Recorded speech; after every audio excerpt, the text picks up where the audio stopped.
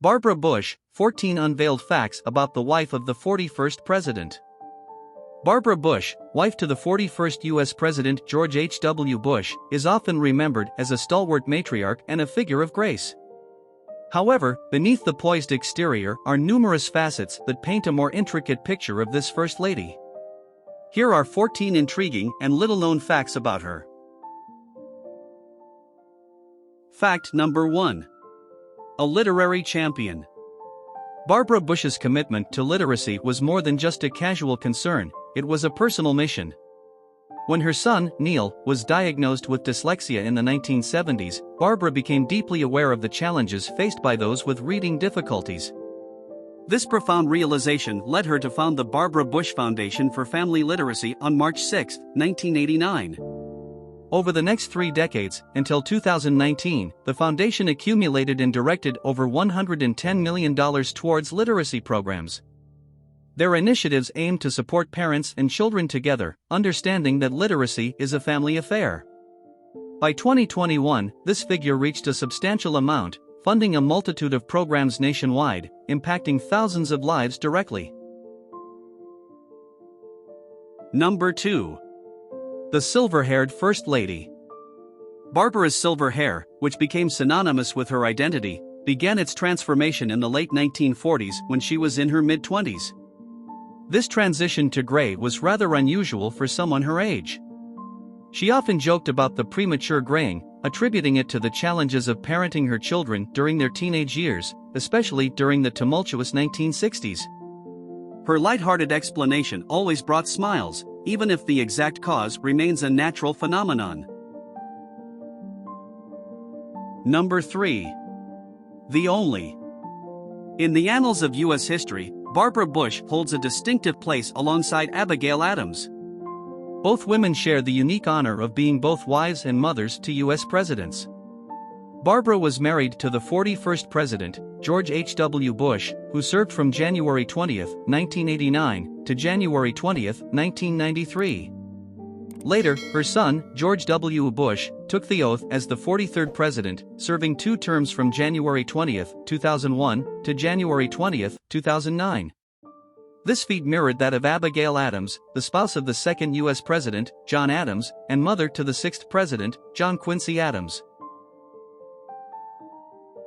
Number 4. Family First, Tragedies imprint. Barbara and George H.W. Bush were the proud parents of 6 children. However, tragedy struck the Bush family in 1953. Their daughter, Robin, just 3 years old, was diagnosed with leukemia, a then little understood disease. Despite the best medical efforts of the time, Robin succumbed to the illness later that year. This devastating loss left an indelible mark on Barbara. Her usually buoyant spirit was deeply affected, and she frequently spoke about how Robin's loss reshaped her perspectives, emphasizing the fragility of life and the paramount importance of family. Number 5. The miscarriage trauma. Barbara Bush, in her deeply personal memoir titled Barbara Bush, a Memoir, published in 1994, opened up about the heart-wrenching experience of enduring a miscarriage. The exact date of this traumatic event isn't pinpointed in her memoirs, but it took place in the 1960s when George W. Bush, her eldest son, was still in his teens. In a period where such topics were veiled in secrecy, she made the unusual decision to confide in George, solidifying an already strong bond. This revelation, years later, offered solace to countless women who experienced similar losses, spotlighting the importance of open conversation on the subject. Number 6. Fierce Protector. The 1988 U.S. presidential campaign witnessed Barbara Bush's fierce protectiveness come to the fore. In August of that year, during the intense race, she made an off-the-cuff remark about Geraldine Ferraro, the Democratic vice presidential nominee. Barbara used a word to describe Ferraro that rhymes with rich. This comment, made in an unguarded moment, led to widespread criticism. Recognizing the inappropriateness of her words, Barbara later publicly expressed remorse for her comment. Number 7. A chain smoker. Diving deeper into the annals of Barbara Bush's life reveals an unexpected habit. Beginning at the young age of 16 in the year 1939, she developed a smoking habit that would continue unabated for the next 25 years. This predilection for cigarettes was a lesser-known aspect of her life until she publicly discussed it. However, in the early 1960s, following a health scare that hasn't been detailed explicitly in public records, she made a firm decision to quit, demonstrating her determination and resilience. Number 8. Pseudonym puzzles. Amid the high-pressure environment of Washington, D.C. during her husband's vice presidency from January 20, 1981, to January 20, 1989, Barbara found a quirky way to entertain herself and the public.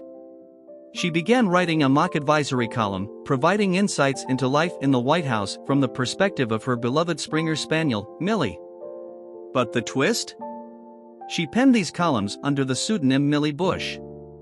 This delightful endeavor added a touch of humor and lightness to the often sullen political atmosphere of the Capitol. Number 9. Health struggles, the hidden battles.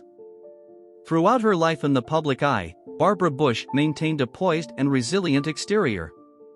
However, like many, she too had personal battles she contended with. In the late 1970s, a particularly trying period for Barbara, she grappled with depression. Her emotional turmoil was, in her own assessment, intensified by the frequent absences of her husband, George H.W. Bush. His responsibilities, which often took him away from home, left Barbara feeling isolated. With tenacity, she sought medical advice and worked through her mental health challenges, later becoming an advocate for addressing and discussing mental health openly. Number 10. Unyielding stance, a personal belief. Barbara Bush, often perceived as a traditionalist, frequently surprised many with her progressive viewpoints. Notably, she had opinions that diverged from the conservative ethos of her husband's administration, especially during his presidential term from 1989 to 1993. One of the most significant instances was her stance on abortion rights. Contrary to the Republican Party's line, Barbara fervently believed that the decision to have an abortion was an intensely personal one, and thus, a woman's right to choose. This perspective was both bold and unusual, given her position as the First Lady of a conservative administration. Number 11. A candid opinion. Barbara Bush was never one to shy away from expressing her views, even when they were unexpected. As the 2016 presidential race heated up, she became one of its most intriguing commentators. In interviews conducted between February and April 2016, she made headlines by suggesting that perhaps America had had enough Bushes.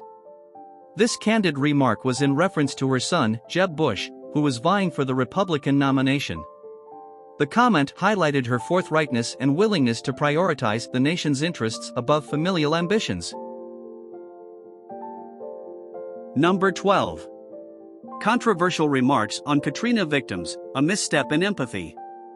Hurricane Katrina in 2005 is remembered not just for its devastating impact on the Gulf Coast but also for the subsequent humanitarian crisis. During this period, Barbara Bush visited the Houston Astrodome, a makeshift shelter for thousands of displaced individuals. In a moment that many perceived as a severe lapse in judgment, she remarked that the living conditions in the Astrodome were probably an improvement for the underprivileged evacuees. This comment was widely criticized, with many viewing it as tone-deaf and lacking empathy for the sheer scale of the disaster's impact and the profound suffering of its victims. Number 13. Unexpected wit about Wellesley commencement.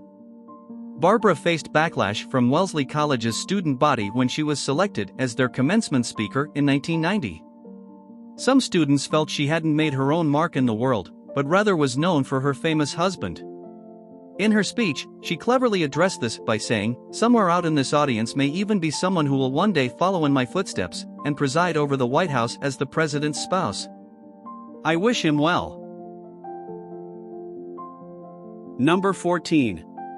Veiled comment on Trump. While Barbara tried to keep her opinions about Donald Trump private, she did have a biting assessment when she described him in her diary as a symbol of greed. This was quite a statement coming from the matriarch of a political dynasty known for its diplomatic stance.